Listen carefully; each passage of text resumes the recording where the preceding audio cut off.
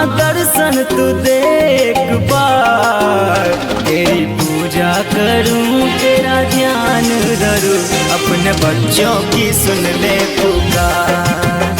तेरी पूजा करूं तेरा ध्यान धरूं, अपने बच्चों की सुन ले पुकार।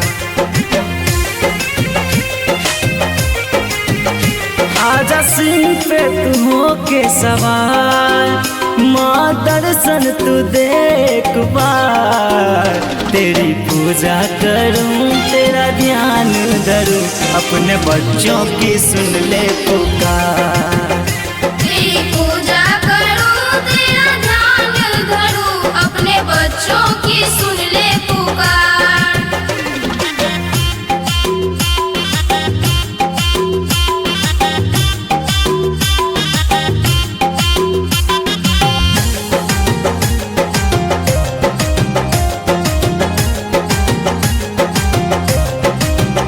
तेरी महिमा है जग में महान,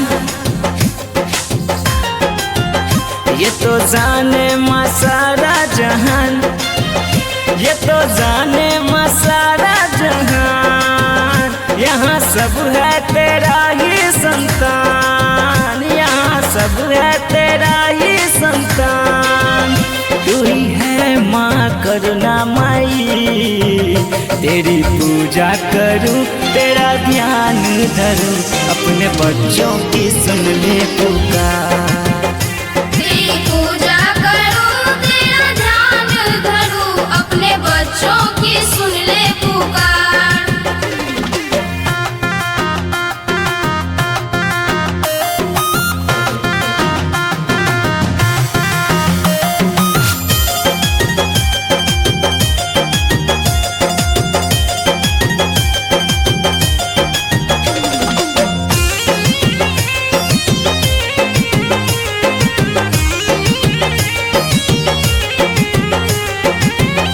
ज्ञान दीपक करे गुणगान,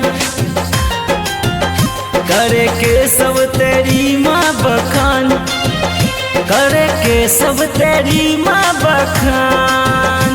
पुत्र विवेक को अपना तू मान, पुत्र विवेक को अपना तू मान।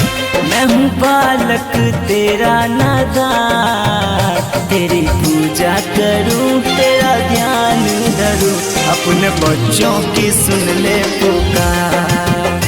अपने बच्चों की सुन ले पुकार। आजा सिंह पे तू हो के सवार, माँ दर्शन तू देख बार, तेरी पूजा करूं तेरा ध्यान धरूं, अपने बच्चों की सुन ले पुकार।